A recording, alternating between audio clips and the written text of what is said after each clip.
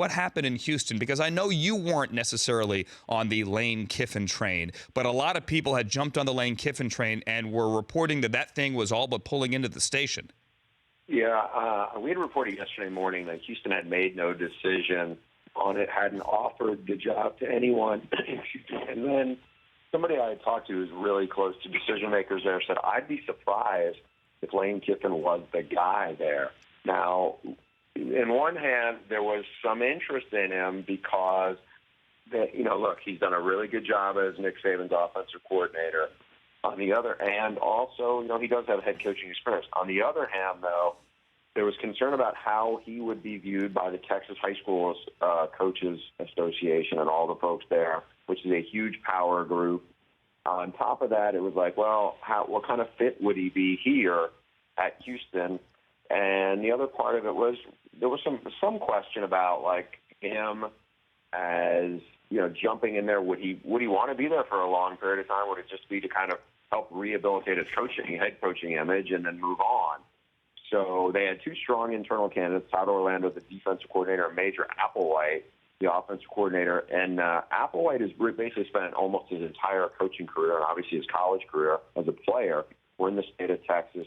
Those ties, also being a Tom Herman protege, I think convinced the people there that he was the right move to lead the program forward. And, I think it surprised some people that Lane Kiffin didn't get it, but I think some of that was because there was a lot of misinformation swirling around yesterday morning. And we always go to you, Bruce, for the correct information. And you said almost his entire career. You can't overlook Major Applewhite's time in Syracuse, which I know has to be by far the highlight of his football life.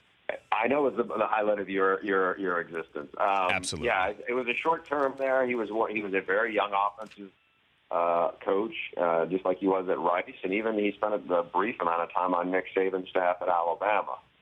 He has come a long way. I had a really candid sit down with him when he first got to Houston about 20 months ago, because he had some public off-field issues too when he was at Texas as an assistant under Mac Brown, and so he had to do a lot of looking in the mirror and face some real hard conversations with his family and his wife. And I think he'd grown a lot from that. And I think the people at Houston were convinced that, he is evolved and he's in a really good place. And, I think they've been impressed by what he has done, every day around Tom Herman there as they've kind of really elevated that program. The Rich Eisen Show, weekdays at noon Eastern on Audience.